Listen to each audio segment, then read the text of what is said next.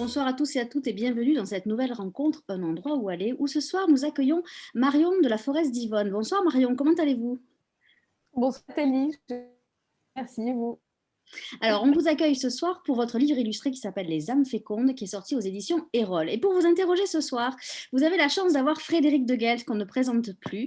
Alors avant de vous laisser discuter entre vous mesdames, je vais rappeler à nos amis participants, auditeurs, lecteurs, qui peuvent vous poser des questions par mon intermédiaire en utilisant l'onglet Converser ou faire un commentaire sur Facebook. Je viendrai vous les transmettre en fin de rencontre. Mesdames, je vous souhaite une belle discussion.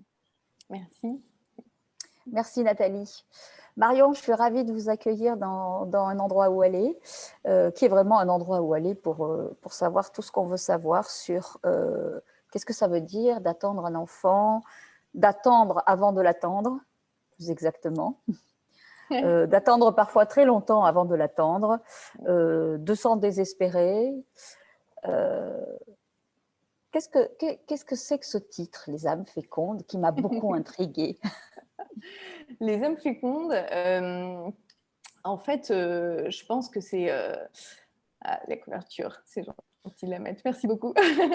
Les âmes fécondes, c'est une façon de regrouper toutes ces personnes finalement qui sont un peu qui sont beaucoup dans l'ombre dans leur parcours pour avoir un enfant et pour qui enfin voilà. Donc, ces personnes pour qui c'est difficile d'avoir un enfant et qui sont finalement beaucoup dans l'ombre parce qu'elles en parlent peu. Voilà, parfois c'est un tabou, c'est même souvent un tabou, c'est un sujet douloureux et difficile. Et en fait, on les appelle plus couramment les infertiles parce que voilà, c'est souvent ça concerne souvent des problèmes de fertilité. Ça fait envie en fait, tout de suite, hein, les infertiles. Voilà, les infertiles, c'est pas très. On n'a pas trop envie d'être dans le club des infertiles, en fait. On a plutôt envie d'être dans la tribu des âmes fécondes. Et en fait, les âmes fécondes, c'est un titre par lequel j'avais envie de dire que voilà, quand on n'est pas fécond, c'est pas parce qu'on n'est pas fécond dans son corps qu'on peut pas être fécond autrement dans sa vie.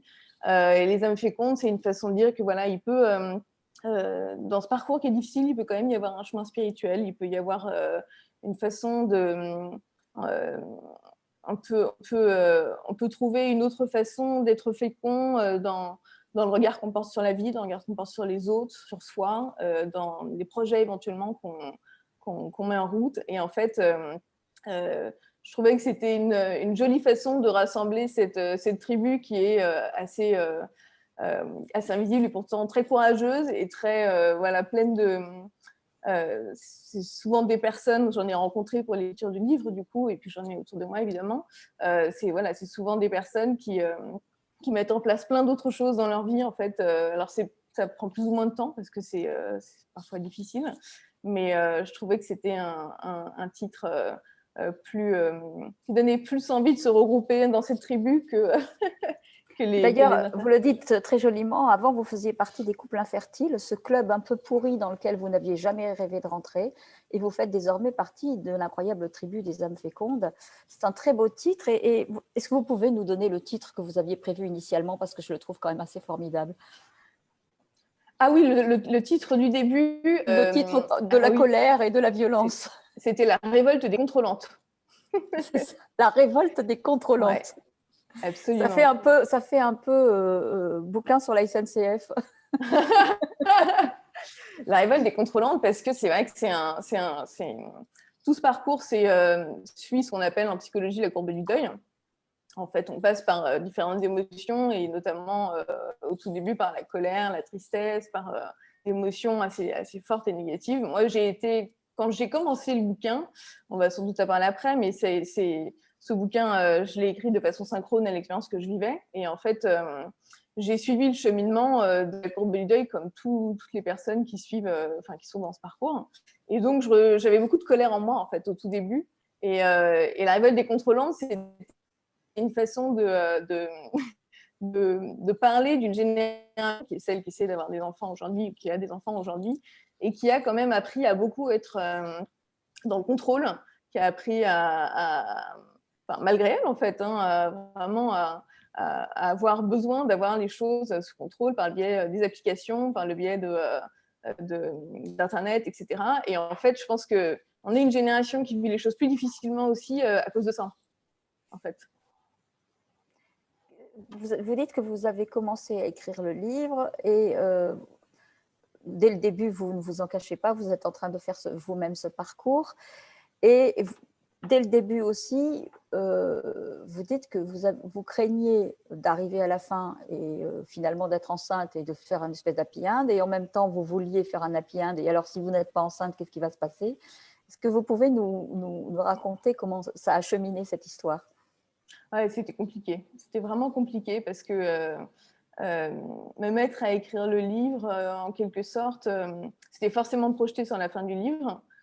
C'était forcément projeté sur la suite de mon parcours, comme je vivais le livre de façon synchrone avec ce parcours. Et du coup, c'était, comme vous le dites très justement, me dire, bah, si jamais je suis enceinte, en fait, je ne serai plus dans cette énergie-là. Et du coup, mon discours ne sera plus le même. Il sera complètement en décalage par rapport aux personnes qui sont dans le parcours. Et en même temps, si je le suis pas, c'est un peu naze comme fin, en fait, en quelque sorte.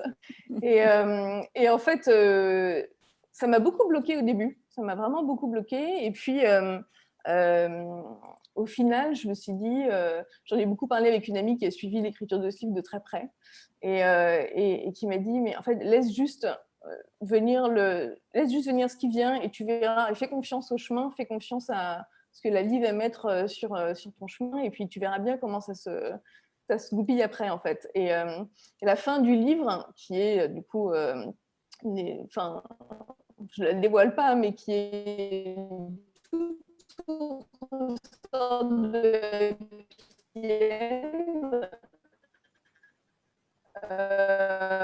en fait, et finalement, je me suis libérée de de ce blocage-là que j'avais beaucoup.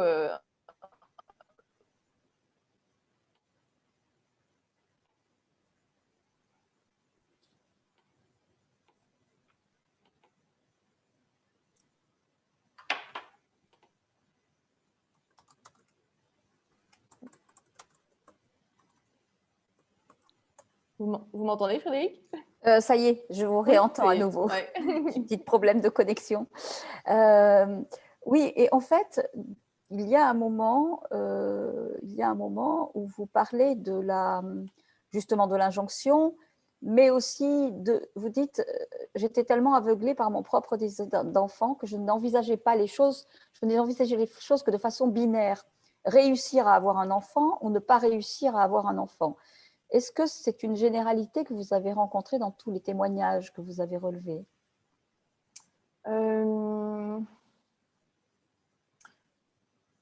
pense que c'est une question qui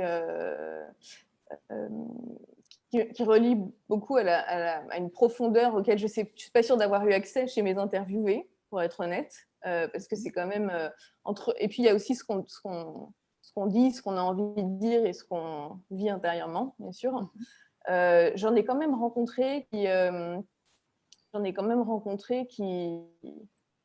étaient sur ce chemin, sur cet itinéraire un peu bis quand même, qui était, ouais, j'en ai quand même rencontré qui étaient qui parvenaient à sortir de ce côté binaire, en fait. Je ne peux pas dire que ce soit tous, clairement, mais vraiment, oui, je pense qu'il y en a eu, oui. Est-ce que vous avez eu la sensation, en rencontrant des femmes, des couples, que les couples étaient ensemble ou que c'était un parcours que la femme faisait beaucoup seule? J'ai eu les deux impressions.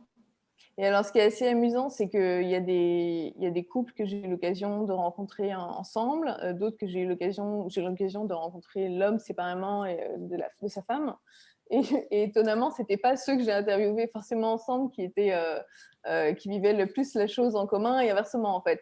Ce qui est certain, c'est que la femme occupe une place au cœur de ce parcours qui est assez central, et notamment les couples qui s'engagent dans un protocole de PMA. Après, c'est une vraie thématique que celle de la communication dans le couple et de celle de la façon de vivre les choses. pour chacun. Et c'est clair que il y a beaucoup et souvent, alors c'est sans doute une généralité de dire ça, hein, mais c'est vrai que c'est aussi la réalité du parcours, des différences de rythme dans la façon de vivre les choses, en fait, dans la façon dont on traverse ses émotions, dans la façon de s'exprimer sur ce sujet-là, dans la façon d'anticiper les options possibles pour la suite. Et c'est vrai que il y a des couples qu'on ressent davantage en communication sur tous ces... Bon, après, aussi du parcours qu'il y a eu avant, clairement, ça joue beaucoup. Et puis, il y a des couples qu'on sent un peu plus réservés dans leur communication entre eux, en fait, qui n'osent pas forcément dévoiler la totalité de leurs pensées à leur conjoint, à leur conjointe, et pour qui c'est plus difficile. Donc c'est vraiment c'est un enjeu assez fort, hein, d'arriver à communiquer et à rester en lien, surtout. C'est cette thématique de rester en lien, je trouve, qui prédomine tout, en fait. Parce qu'il y a une injustice dans le parcours avec quand même les injections, avec quand même, enfin, il y a beaucoup de douleur et de souffrance quand même du côté du corps de la femme. D'ailleurs, j'étais très étonnée parce que vous parlez pas ou peu de comment ça se passe du côté masculin. Dans les protocoles, hein. Oui.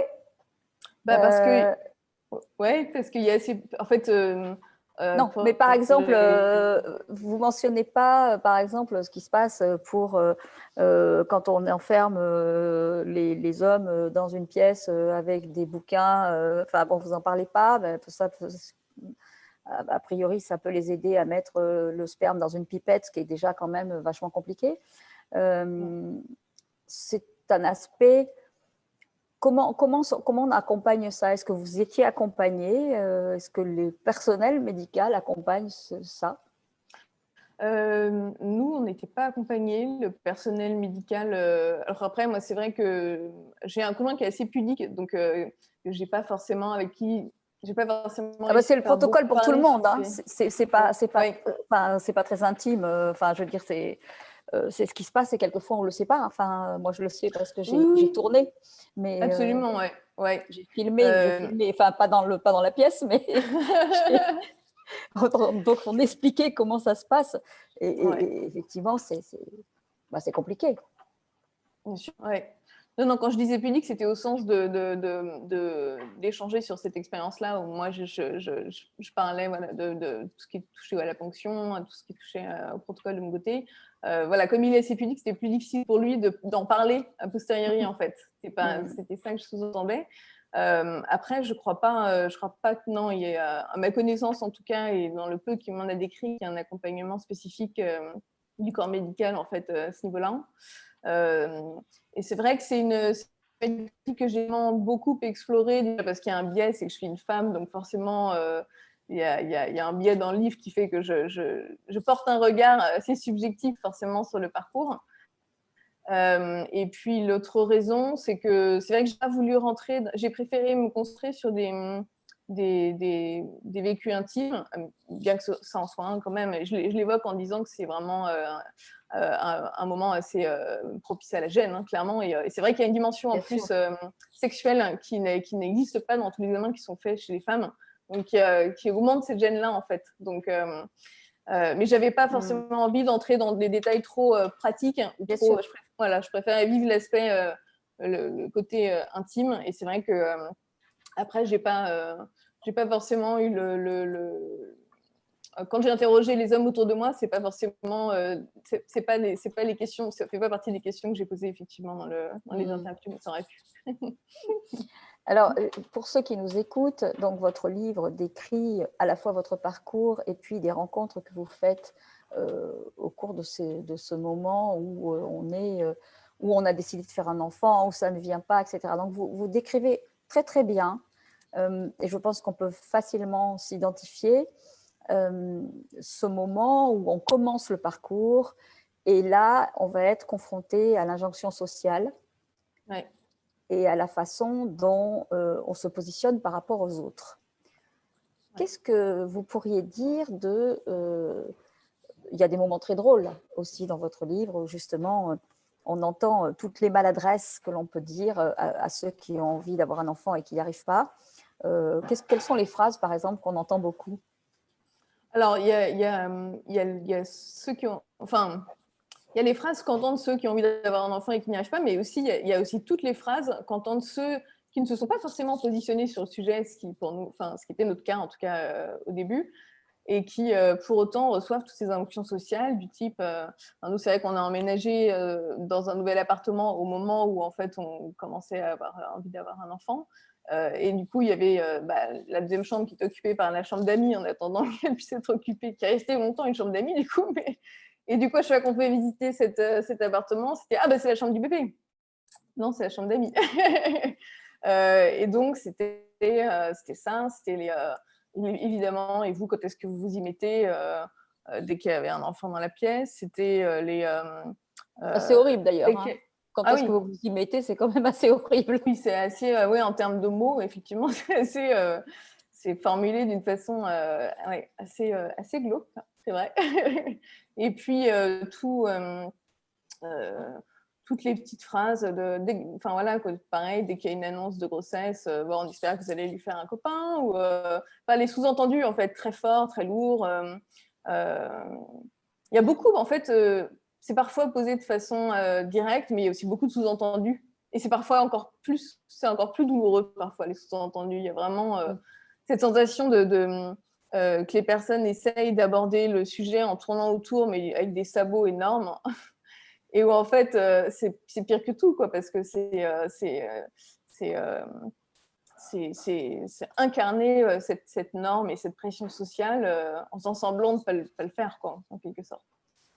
Tout le temps que vous écriviez ce parcours, parce que vous avez commencé avec beaucoup de spontanéité, presque de naïveté sans doute, vous saviez que ça serait publié ou vous le faisiez pour vous et peut-être un peu pour d'autres?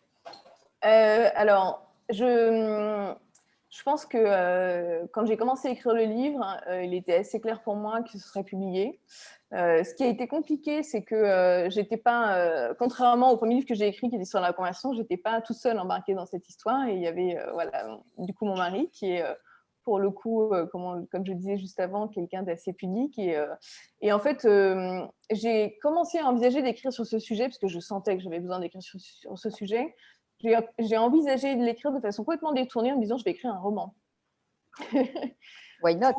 pour mettre de la distance et pour que voilà, on ne reconnaisse personne, voilà, et tout. Et puis en fait, je me suis dit assez vite, c'est complètement ridicule parce qu'évidemment, tout le monde va te reconnaître, tout le monde va… Donc, il y a un moment donné où je me suis dit, tant qu'à faire, autant assumer à 100%. Ça a été je parlais de décalage dans le rythme, etc. tout à l'heure dans le couple. Pour le coup, dans notre couple, ça a été vraiment une grande acceptation de la part de mon mari d'accepter que j'écrive sur ce sujet. Et je pense que c'est sans doute la plus belle preuve d'amour qu'il a eu envers moi. Parce que je pense qu'il a senti que ça criait en moi en quelque sorte. Et que il fallait que ça sorte. Donc, il a accepté vraiment en rongeant son frein au début. Je pense que dans cette… il y avait un peu un deal de t'écris, mais on verra après pour la publication, implicite. Et puis, au moment où, en fait, ça a commencé à devenir plus concret, j'avançais un peu mes pions au fur et à mesure, j'essayais de beaucoup lui en parler, etc., parce que c'était tellement important pour moi que ce livre puisse servir et puisse éclairer d'autres couples, que j'essayais de communiquer au maximum avec lui pour qu'il comprenne mon cheminement, qu'il comprenne l'intérêt de la publication de ce bouquin, etc. Et petit à petit, ça a été long, mais il y a eu ce processus d'acceptation et il a finalement accepté que je l'envoie à mon éditeur et que…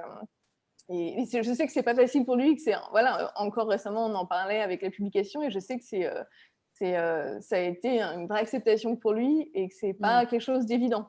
Donc pour moi, ça a toujours été clair qu'à partir du moment que je me suis mise au travail, c'était sûr qu'il serait publié parce que je pouvais pas. Et je m'étais même dit peut-être que si vraiment il y tient pas, je le ferais sous un autre nom, mais ça me brisait un petit peu le cœur parce que j'avais vraiment. C'est un travail dans lequel j'ai mis tout mon cœur, toute mon âme, et donc j'aurais été triste de ne pas le publier sous mon nom. Alors, il y a quelque chose de très intéressant, c'est que, évidemment, on suit votre parcours, on suit les rencontres avec les autres qui sont dans le même cas, avec des couples. Il y a toute cette injonction sociale, mais on part beaucoup de l'environnement, Oui. beaucoup, de l'autour et de l'alentour, je dirais. Et à mesure que le livre avance, on se centre, on se centre, on se centre, et on est sur une sorte de colonne vertébrale qui est « mais au fond, qui je suis ». Oui, absolument. Comment vous avez conçu ça au départ, ou alors ça s'est fait parce que votre évolution était comme ça au cours du livre? Je pense que j'ai conçu le livre en suivant les émotions qui avaient été les miennes pendant ce parcours. Et il me paraissait assez évident que… en fait, je pense que j'ai toujours senti, j'ai toujours… j'avais pas les réponses au début, mais je me suis toujours dit, voilà, ce livre a vocation à mettre de la lumière dans l'obscurité. Je sais pas exactement comment, mais je trouverai. Et donc, forcément, le dernier chapitre, c'était assez évident pour moi que ce serait un chapitre sur une notion, une exploration assez forte de la résilience, quelque part l'aboutissement d'un chemin personnel et spirituel. Donc ça, je l'avais en tête dès le début. En revanche, j'ai écrit le livre en 2 fois, en fait. Enfin, en 2 temps plutôt. Je l'ai écrit, en 2019, j'ai écrit pendant 6 mois, en fait, le manuscrit, le premier manuscrit. Et puis après, en fait, il se trouve que on a eu des protocoles de PMA qui étaient plus poussés que ceux qu'on avait eu avant. J'ai rencontré des échecs, j'ai rencontré beaucoup de difficultés, j'ai encore rencontré, on a rencontré encore d'autres sujets, d'autres thématiques, etc. Et je me suis dit, mais il faut absolument que j'enrichisse le livre de tout ça, en fait. Et du coup, il y a eu en 2020, il y a eu j'ai enrichi le manuscrit initial de toutes ces autres choses que j'avais comprises du parcours, et notamment beaucoup dans le dernier chapitre, qui effectivement est un peu une réconciliation, effectivement. Vous parlez d'ailleurs beaucoup de ces couples qui tout d'un coup vont choisir autre chose, c'est-à-dire partir en voyage, Oui. changer d'orientation professionnelle, qui finalement choisissent une autre voie que celle d'être simplement en train de faire un bébé. Oui, qui choisissent une autre voie en parallèle, effectivement, leur projet de faire un bébé, qui finalement, il y a tout un questionnement qui est plus ou moins conscient d'ailleurs, qui arrive au cours de ce parcours. Et on est quand même en train, il faut se resituer sur le fait qu'on est en train de poursuivre un objectif sur lequel on n'a aucun contrôle, en fait. Et c'est très frustrant de poursuivre un objectif sur lequel on n'a pas de contrôle, parce que du coup, oui, il y a un côté, c'est des coups d'épée dans l'eau un petit peu, en fait. Donc, je pense qu'il y a une sorte de recentrage aussi qui se fait. Alors, voilà, ce recentrage, il n'est pas forcément accessible rapidement, ni dès le début, ni à tout le monde, et ça peut prendre du temps. C'est cette fameuse courbe du deuil. Mais je pense qu'il y a un moment donné où on se pose la question de dire, bon, bah, je rencontre clairement un obstacle, en fait, et du coup, la question qu'on se pose, c'est ok, ça fonctionne pas, et du coup, ça fait un peu comme des plaques qui bougent, parce que je pense que tous les idéaux qu'on nourrissait depuis des années volent en éclats, en fait, en quelque sorte, parce que souvent on s'était imaginé avec voilà, une famille, les enfants, machin, la route toute tracée. Et quand cette route toute tracée, elle éclate et que tous les idéaux volent en éclats, on se dit, mais au final, qu'est-ce qui est vraiment important pour moi et qu'est-ce que je veux vraiment, en fait, en dehors de ce projet d'enfant que je continue à nourrir, mais qu'est-ce qui est vraiment important pour moi. Et c'est vrai que je parle notamment une des témoins du livre, qui s'appelle Gabrielle, où Gabrielle, c'est typiquement une personne où elle avait envisagé, en fait, ce projet d'enfant. Aussi, elle était dans un job d'avocate en parallèle, dans sa vie professionnelle, dans lequel elle n'était pas forcément très épanouie, mais elle s'était dit, bon, bah voilà, l'arrivée de cet enfant me permettra d'avoir un bon congé mat, et puis d'avoir mon job stable à côté, de pouvoir vivre ma vie de mère, etc. Et puis, bah, l'enfant n'arrivant pas, en fait, elle s'apercevait qu'elle était pas épanouie dans sa vie perso à cause de ce projet qui n'aboutissait pas épanouie non plus dans sa vie pro. Son conjoint était assez pris à ce moment-là par son propre job. Et en fait, elle s'est retrouvée confrontée à la question de, mais en fait, est-ce que c'est… Enfin, la vraie question, c'est… il y a une vraie question de pour quelles raisons finalement je me suis lancée dans ce projet d'enfant, au sens où est-ce que je ne suis pas venue un petit peu combler un manque, enfin en tout cas quelque chose qui n'allait pas dans une autre partie de ma vie. Et en fait, ça l'a amenée à se dire, mais en fait, là, je ne suis pas épanouie du tout dans mon job et je ne suis pas épanouie dans ma vie de femme. Qu'est-ce que je veux pour moi, en fait? Oui, bien sûr. Vous parlez beaucoup du deuil. De quoi fait-on le deuil à ce moment-là? Parce qu'on ne fait pas le deuil, j'imagine, de vouloir faire un enfant.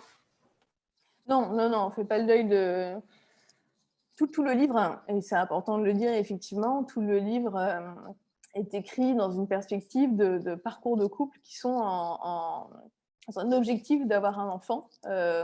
Donc, tout ce qu'on décrit là, elle se fait en parallèle. Je pense qu'il y a le deuil de… je pense qu'il y a le pire scénario pour toutes les personnes qui vivent ce parcours. Le pire scénario, c'est de se dire « je ne vais pas avoir d'enfant », clairement. Et c'est… Est-ce qu'on se le dit beaucoup, ça, dans le parcours? Ça, c'est assez personnel, je pense, à chacun, mais c'est une peur qui revient à chaque échec, en fait. C'est une peur qui est envahissante, parce qu'on se dit, mais qu'est-ce qui va se passer dans ma vie si je n'ai pas d'enfant, en fait? Qu'est-ce que je vais devenir? Et je pense que quelque part, le chemin de résilience, c'est d'arriver à soulever ce voile qui nous fait tellement peur, qui est de voir ce qui se cache derrière, en fait. Et de se dire, OK, si jamais j'ai pas d'enfant, qu'est-ce qu'il y a en dessous, en fait? Et quelque part, je pense que alors le deuil est un mot qui est un peu… qui n'est pas forcément très approprié, je trouve, pour parler de ça, mais c'est en tout cas l'acceptation plutôt l'acceptation un espèce de consentement à la réalité de aujourd'hui, j'ai pas d'enfant. Et comment est-ce que je perçois ma vie, en fait? Parce qu'il y a tout un… en fait, on se projette dans un idéal d'une vie à 3 ou à plus nombreux, si on veut davantage d'enfants. Mais la réalité, c'est que pour le moment, on est encore dans une vie à 2, et donc il y a une espèce d'acceptation, il y a une espèce de consentement au réel, en fait. C'est ça le vrai sujet, en tout cas dans la résilience pour moi, sur cette thématique. Oui, parce qu'en réalité, vous parlez de deuil, et ce qui est assez étrange, c'est le deuil de la naissance, mais pour autant, le deuil de la naissance, ça n'est pas être plus vivant. Il y a vraiment cette problématique de vie, de mort, et quand vous mettez au monde un enfant, bah, vous mettez au monde un futur mort. Enfin, si on peut le dire de façon absolument… Oui, c'est vrai. Enfin, voilà, il y a tout ce rapport qui est une réflexion… là, je suis plus dans une réflexion philosophique que dans une réflexion de mère, parce qu'on n'a pas du tout envie de dire ça hein, quand on met au monde. Mais en réalité, l'arrivée de quelqu'un, c'est un contrat. L'arrivée, ça veut dire qu'il y a un départ. Oui.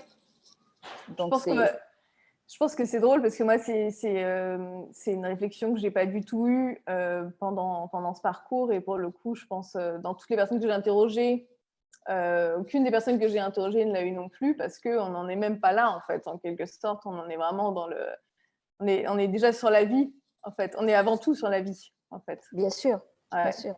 Sur la vie potentiellement possible.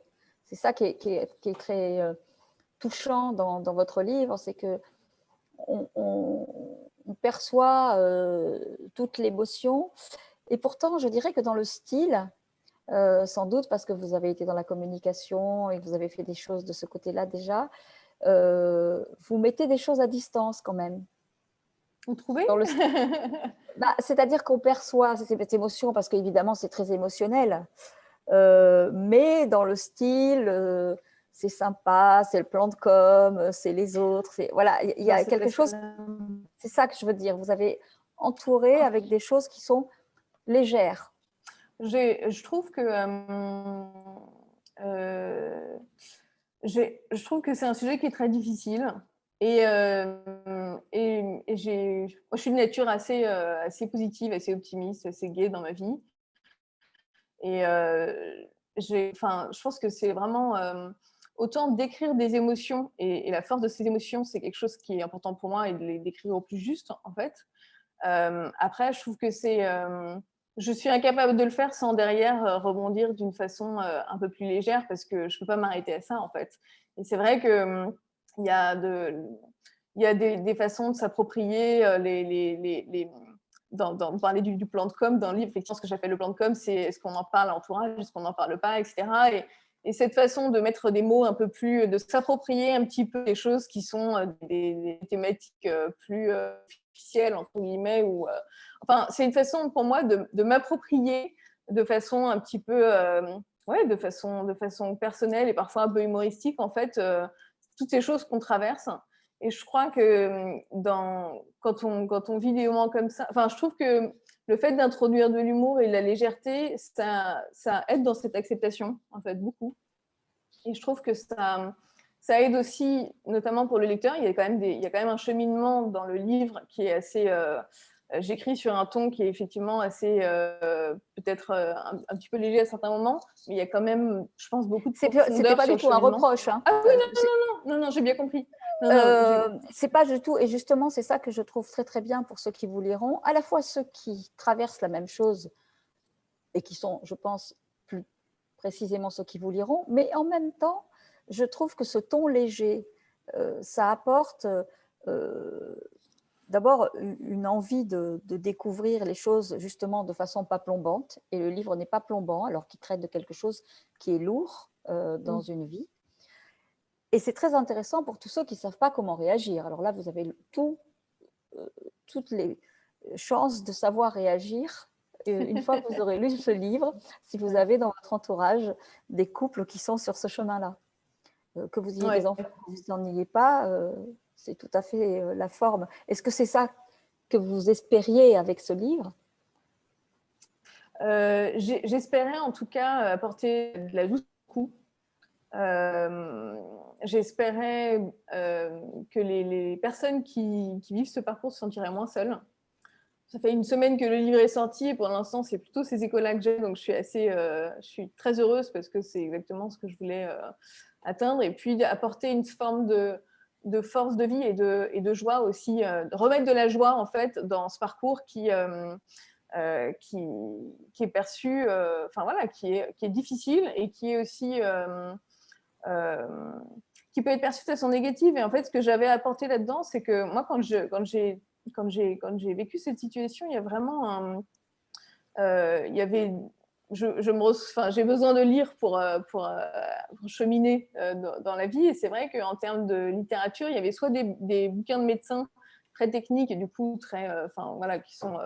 qui apportent beaucoup de notions sur le sujet, mais de façon technique, soit des témoignages de personnes qui avaient dépassé en fait l'infertilité, qui avaient dépassé ce problème et qui avaient eu des enfants. Et même si ce type de livre, les témoignages apportent beaucoup d'espoir, ça insinue le fait que le parcours en tant que tel, ça insinue quelque chose de négatif sur le parcours en tant que tel, ou en tout cas un regard un peu triste, un regard un peu le happy end, c'est quand même qu'il y a un enfant derrière. Et en fait, j'avais vraiment envie d'un livre écrit par quelqu'un dans le parcours, pour les gens dans le parcours, pour refaire pétiller la vie à ce moment-là. Parce qu'il y avait rien qui existait dans ce sens. Et pourtant, je pense que c'est parfois dans les moments les plus durs d'une vie qu'il y a aussi étrange que ça puisse paraître, je trouve que c'est parfois dans l'obscurité qu'on peut voir le plus de lumière. C'est parfois dans les moments les plus difficiles qu'on peut arriver à capter des petits bonheurs. Et c'est là-dessus que j'avais envie de recentrer mon sujet. Et en fait, j'avais envie d'éclairer cette période qui est à la fois taboue et sombre et obscure et invisible. Et du coup, d'en faire quelque chose de lumineux, en fait. Vous écrivez comment échapper à la victimisation, comment sortir de cette spirale d'injustice qui, à part être un terreau fertile pour le chagrin, n'est pas très constructive. Que faire de cette épreuve ? Et par ailleurs, vous écrivez à un moment dans l'interview qu'elle a accordée à Bliss You, Aurélie Saada souligne à quel point cette expérience d'infertilité lui a permis de réinvestir toutes ses facettes et de se donner naissance à elle-même. J'ai été obsédée par l'idée d'être une mère à tel point que j'ai négligé quelque part l'idée d'être une femme, l'idée de ma liberté, et c'est merveilleux que mes filles soient arrivées tard, longtemps après, Elles m'ont permis de poser toutes ces questions, d'écrire des chansons et finalement de travailler, de faire des choses, de me construire moi en tant que femme. Et c'est quand je suis devenue moi et pas juste l'idée d'être une mère, c'est à ce moment-là que la maternité est arrivée. Est-ce que pour vous, c'est la même chose? Alors, en quelque sorte, pour moi, c'est la même chose parce que il se trouve que du coup, j'ai écrit le livre sur 2 années à peu près. Je l'ai terminé l'été dernier. Donc, je l'ai commencé en étant dans ce parcours. J'ai terminé en étant dans ce parcours et j'ai eu la joie d'apprendre au mois de novembre que j'attendais un bébé. Donc, je pense que en quelque sorte, il y a eu une réconciliation avec moi-même qui s'est faite. Alors, je ne suis pas du tout en train de dire que c'est grâce au livre que je suis tombée enceinte. Ce n'est pas du tout le message que j'ai envie d'envoyer aux personnes qui nous écoutent. Et je pense que le mystère de la vie est bien plus grand que ça et qu'il y a 1000 autres choses dans notre histoire de couple, l'histoire de nos familles, etc., qui ont participé à ça. En tout cas, à titre personnel, je pense que être féconde de cette façon-là et réinvestir une facette de ma vie qui était celle de la créativité, celle de l'écriture, de l'illustration, etc., m'a fait un bien fou, en fait, m'a vraiment beaucoup apporté.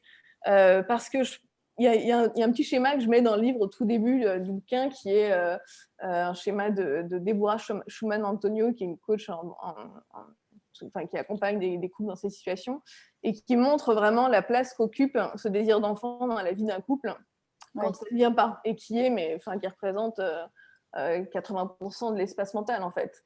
Et c'est ça qui est compliqué, c'est d'arriver à un moment donné à se dire voilà, je suis quelqu'un qui a un désir d'enfant, mais je suis aussi plein d'autres personnes dans ma vie et il y a plein d'autres facettes de ma vie qui existent. Je suis aussi une amie, je suis aussi une sœur, je suis aussi une femme qui travaille, peut-être en tout cas un homme, je l'applique parce que je suis une femme.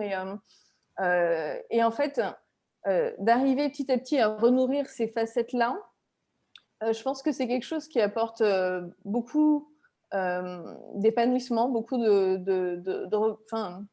qui permet de se donner de la reconnaissance aussi à soi-même, qui permet de s'épanouir, qui permet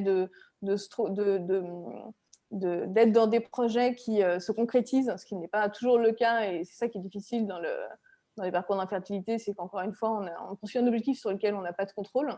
Et là, de retrouver ce sentiment d'exister ailleurs, et c'est ce que dit Aurélie Saada dans le podcast que vous citez, ça permet de se retrouver soi-même, de se réincarner en tant qu'individu, au-delà, en parallèle évidemment d'un projet qu'on continue à poursuivre, mais à refaire de la place pour ce qui est important pour soi dans sa vie. Et en fait, je pense que réincarner qui on est à la base et au travers, ça peut être vraiment aussi bien dans ses loisirs que professionnellement, que sur le plan spirituel. Il y a plein de déclinaisons possibles que j'ai écrites dans le livre. Je pense que c'est quelque chose qui réconcilie énormément avec soi-même. Après, je ne suis pas du tout en train de dire que c'est parce qu'on est fécond dans sa vie autrement que la fécondité physique va arriver. Ça, personne ne le domine, personne ne le sait, c'est évident. Mais en tout cas, ça permet, ce qui est certain, et moi, c'est ce que j'ai vécu au cours de Steve, ce qui est certain, c'est que ça permet de se réconcilier avec une partie de soi, en tout cas, et d'arriver à mieux vivre cette situation. Et ça, mieux vivre cette situation, je pense que c'est ce que recherchent beaucoup de personnes qui sont dedans, parce qu'elle est vraiment hyper difficile à vivre, en fait. Donc, bien sûr. Je me rappelle d'avoir croisé un dessin où il y a une jeune femme qui balade un berceau vide, et il y a quelqu'un qui lui dit « mais il n'y a pas de bébé là-dedans ». Et il lui dit « foutez-moi la paix, je balade mon désir d'enfant ». Ça met au cœur de votre camembert où il y a 80% qui est occupé par justement cette obsédante idée qu'il faut que ça marche et pour soi et pour les autres, et finalement qui éloigne l'idée même de la construction complètement qu'on vit en devenant mère. Et en fait, le fait de nourrir ces projets-là, qu'ils soient petits ou grands, parce que moi, il y a plein de trucs que je fais avec des tout petits trucs. Enfin, je veux dire, de me dire que j'allais me faire des balades en écoutant des podcasts. C'était aussi une façon d'être féconde autrement et de profiter de ce temps qui m'était laissé libre, parce qu'il y a quand même un temps qui nous est laissé libre, d'aller me faire des séances de ciné précisément à l'heure de la sortie de la crèche. Toutes ces petites choses-là aussi, c'était des façons d'être féconde autrement. Et en fait, je pense que le fait de renourrir tout ça permet petit à petit de faire en sorte que ce désir d'enfant, évidemment qu'il est toujours là, mais il devient petit à petit secondaire. Et ça c'est très aidant, parce que moi, une des premières questions que je me suis posée et que je me posais énormément en commençant à écrire le livre, c'est mais comment faire pour vivre normalement quand on est aussi tendu vers un objectif sur lequel on n'a pas de contrôle? Comment faire pour arriver à lâcher prise? Comment faire je suis quelqu'un d'assez contrôlant de nature, d'où le titre d'ailleurs initial du bouquin. Et comment faire pour lâcher ce contrôle, en fait? Et parmi les réponses que j'ai trouvées, il y avait quand même celle-ci, très clairement. En réalité, il n'y a pas beaucoup de choses sur lesquelles on n'a pas de contrôle. Mais on l'oublie en faisant des choses sur lesquelles on a le contrôle. Parce que quand vous parlez d'irrationnel, par exemple, vous tombez systématiquement sur des rationnels qui vous disent « Ah mais non, moi je suis très rationnel, j'ai besoin dans ma vie. » Et quand vous leur dites « Mais alors, d'où tu viens, quand tu t'en vas et qu'est-ce que tu fais là ?» Ces trois questions-là, ils me disent « Ça ne veut rien en fait. » Ouais. Du coup, il y a quand même une part de nous qui est très, très irrationnelle, ne serait-ce que notre présence ici et comment on est arrivé là. Et c'est un moment où vous êtes dans l'irrationnel, puisque vous concevez un être qui va arriver là et qui ne sait pas du tout pourquoi il est venu. Oui, absolument. Et absolument, complètement. Et je pense que vraiment ce sujet du contrôle, moi, ça a été très long, hein, cette acceptation de lâcher le contrôle, ce fameux lâcher prise dont tout le monde parle, et qui revient aussi beaucoup quand après les gens sont au courant que vous essayez d'avoir un enfant. Ah, mais lâche prise, ça va arriver tout seul, en fait. C'est Arrête de insupportable. prendre la tête. C'est insupportable. C'est vraiment totalement insupportable. Donc, vous ne dites pas ça, s'il vous plaît. Lâcher prise, non. Ne lâche pas prise, accroche-toi. C'est totalement, en plus, c'est totalement culpabilisant, encore plus pour une femme, parce que c'est souvent aux femmes qu'on le dit. Mais en tout cas, cette notion de contrôle, je ne sais plus ce que je voulais dire sur le sujet. Cette notion de contrôle, elle est aussi dans la médecine, parce qu'on veut tout contrôler. Par exemple, il y a un autre sujet tabou qui est la fausse couche, et qui est un sujet dont on ne parle pas. Il est tout à fait normal dans la vie d'une femme. Parfois, pas toutes, mais quelques-unes. Et c'est un sujet totalement tabou. Parce que la médecine est censée tout résoudre. Et d'ailleurs, elle est censée résoudre aussi la fertilité. Oui, elle est censée. Alors en fait, je pense que c'est une grande illusion que portent beaucoup de personnes. Et beaucoup de médecins aussi, d'ailleurs. Alors, les médecins, moi, que j'ai rencontrés ne la portaient pas, mais en tout cas, beaucoup de personnes que j'ai rencontrées, à partir du moment où ils ont su qu'on était en parcours de PMA, c'était une évidence pour eux qu'on est les parents, en fait. Sauf qu'en parcours de PMA, les chances d'avoir un enfant, c'est encore moins élevé que sur des cycles normaux, en fait. C'est à peine 20%.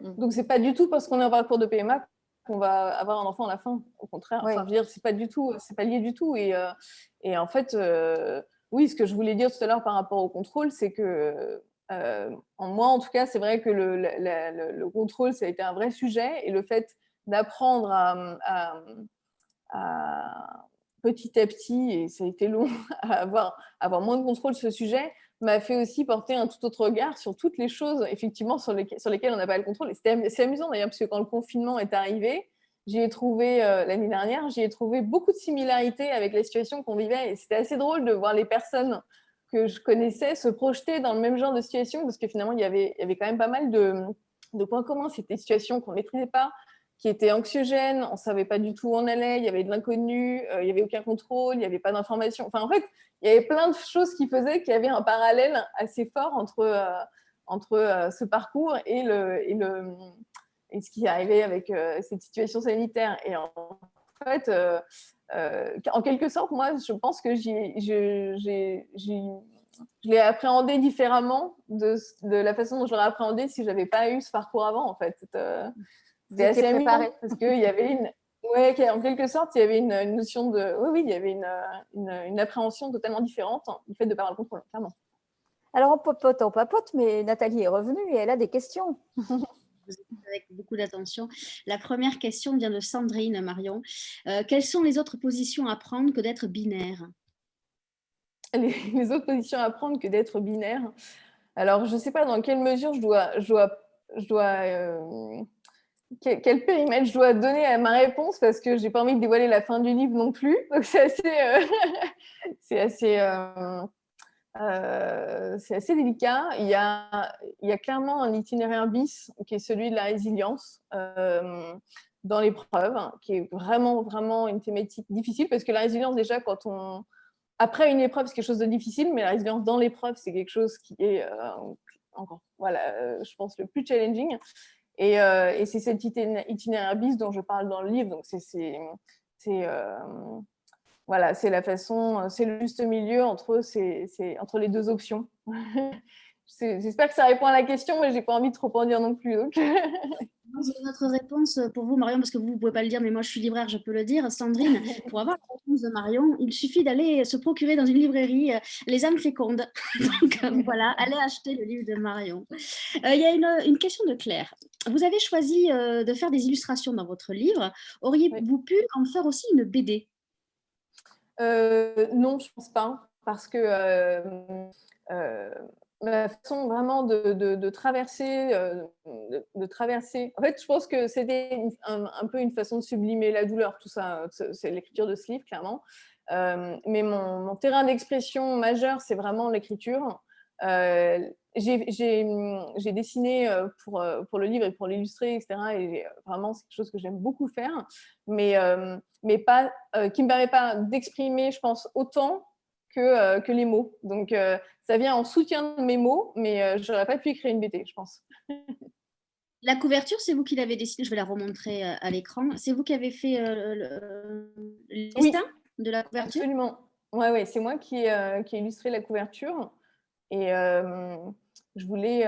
Il y a des dessins qui sont très figuratifs dans le livre parce que je voulais vraiment illustrer des situations dans lesquelles on peut se retrouver. Typiquement, on parlait tout à l'heure avec Frédéric de le fameux « c'est psychologique » aussi. Et je voulais typiquement illustrer cette situation que sont amenés à rencontrer tellement de fois les couples qui sont en parcours parce que pour qu'ils se reconnaissent bien, etc. Mais pour la couverture, je voulais surtout pas quelque chose de figuratif pour pas rentrer dans une case ou en tout cas risquer de tomber à côté. Et j'avais vraiment envie de retranscrire plutôt en fait un état d'esprit. Et c'est pour ça que j'ai plutôt retranscrit. Alors il y a des petits dessins, mais qui sont plutôt des petits symboles. Et je voulais vraiment plutôt qu'on comprenne l'état d'esprit du livre plutôt que qu'on se projette directement dans une situation, en fait. Voilà. Alors, nos auditeurs sont assez curieux. Laurence demande quelle a été la réaction de votre mari quand il a eu l'objet terminé en main. Alors, ce qui est assez original, c'est que moi, j'écris des livres, mais mon mari déteste lire. Ah. Donc, du coup, c'était assez amusant. Il était, je pense qu'il était, il était très fier de l'objet en tant que tel. Après, il ne s'est pas beaucoup exprimé parce que c'est quelqu'un qui ne s'exprime pas énormément de nature. Et de mémoire, je crois qu'il m'a dit, il a feuilleté le livre, il s'est arrêté sur les illustrations parce que pour le coup, ça lui parle beaucoup. Et il m'a dit, ah, c'est bien. Donc voilà, mais moi, je le connais, donc je sais comment il fonctionne, donc ça ne m'a pas du tout choqué, mais voilà, c'est la réaction qu'il a eue. Et quelles ont été les réactions de vos éditrices quand vous avez apporté le sujet et ce que vous alliez faire? Elles ont tout de suite adhéré, elles ont dit on y va, vas-y fonce. Qu'est-ce qui s'est passé? Parce que vous aviez fait un guide avant, c'était la reconversion, c'est ça? Et là, vous passez sur notre sujet. Elles ont dit quoi, vos éditrices? Les éditrices, elles ont été assez enthousiastes. Alors, la seule chose, c'est qu'elles m'ont dit que c'était un sujet, enfin une thématique sur laquelle, en édition, il y avait peu de... Parce que je pense que les éditeurs regardent les ventes, évidemment, en fonction des thématiques, etc. Et je crois que c'est une thématique sur laquelle les ventes ne sont pas forcément extraordinaires et il n'y a pas forcément de best-seller, ou en tout cas donc elles m'ont quand même mentionné ça, mais après elles ont apprécié l'angle en fait sous lequel j'ai abordé cette thématique, et c'est ça qui ont fait qu'elles ont envie de me suivre, et elles ont beaucoup aimé le titre. Le chapitre 2 de la reconversion, hein, entre parenthèses. Pardon? C'est le chapitre 2 de la reconversion. En quelque sorte. Alors, la dernière question, elle vient de Anne. Alors, vous avez suivi votre parcours, vous en êtes servi, mais avez-vous eu des conseils de médecin pour la documentation, pour écrire ce livre? La documentation pour écrire ce livre, de médecin, en fait, moi, j'ai fait beaucoup de recherches. J'ai rencontré, en physique, j'ai rencontré des personnes qui vivaient le parcours, mais pour tout ce qui est plutôt médical, psychologique, toutes les références que je mets dans le livre qui sont de cet ordre-là, c'est plutôt par les de recherche, en fait, que je les ai trouvées. Donc, d'enquête, de recherche, de lecture, et en fait, j'ai échangé, moi, avec mon médecin, mais vraiment plus de façon informelle que dans la perspective d'avoir de l'information pour le livre. Et en fait, donc c'est pour ça que il y a certains moments où je parle de verbatim que j'ai entendu de mon médecin, des choses comme ça. Mais sinon, c'est surtout par le biais de recherche. Ouais. Alors, ce qui est très bien fait, c'est qu'à la fin, vous donnez beaucoup de références. Il y a des références de podcasts, de livres, de films. Donc, tout ça, vous le verrez si vous achetez le livre Les âmes fécondes. Alors, vous avez parlé de lecture. Qu'est-ce qu'elle lit, Marion de la Forest d'Yvonne? Quelle lecture? Alors, moi, dans ce que je lis, j'aime beaucoup les romans de vie, les romans pleins d'émotions. Donc, j'aime les auteurs lire des auteurs comme Catherine Pancol, Virginie Grimaldi, David Fuenquinos. Et j'aime aussi beaucoup tout ce qui touche au récit de vie. Je pense à des petit problème de connexion, je pense. Ouais, vous m'entendez? Oui, ouais. Ça y est, ça y est. C'est bon? On a loupé le récit de vie, c'était lequel? Le récit de vie, oui. En fait, j'aime beaucoup les récits de vie qui abordent une thématique. Donc, je parlais notamment du livre de Blandine de Gaulle sur sa mère qui est morte.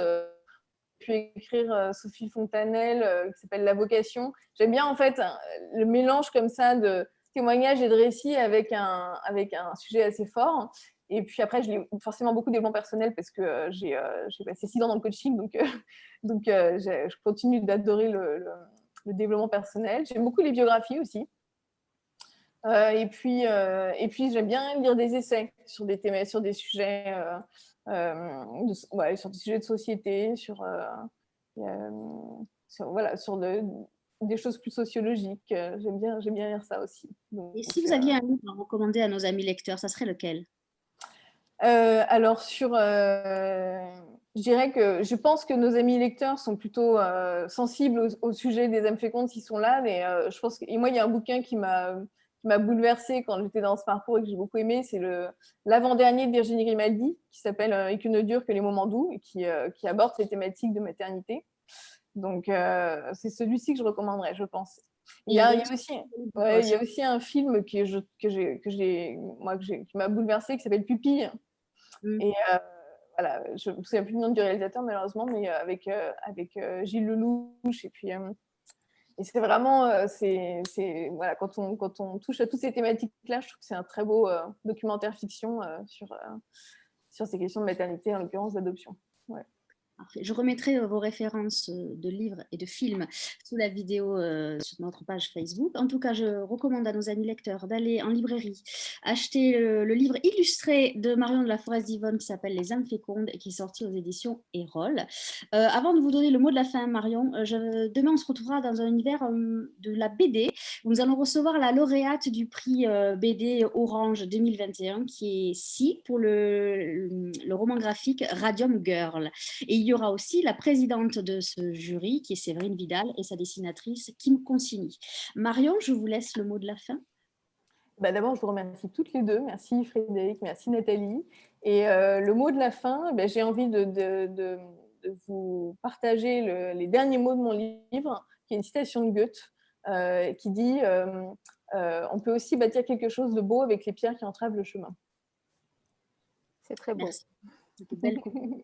Mesdames, je vous souhaite une belle soirée. Frédéric, à demain, 19h. Amis lecteurs aussi, rendez-vous. Peut-être Marion, rendez-vous aussi demain à 19h pour l'univers de la BD. Bonne soirée et à demain. Bonne soirée.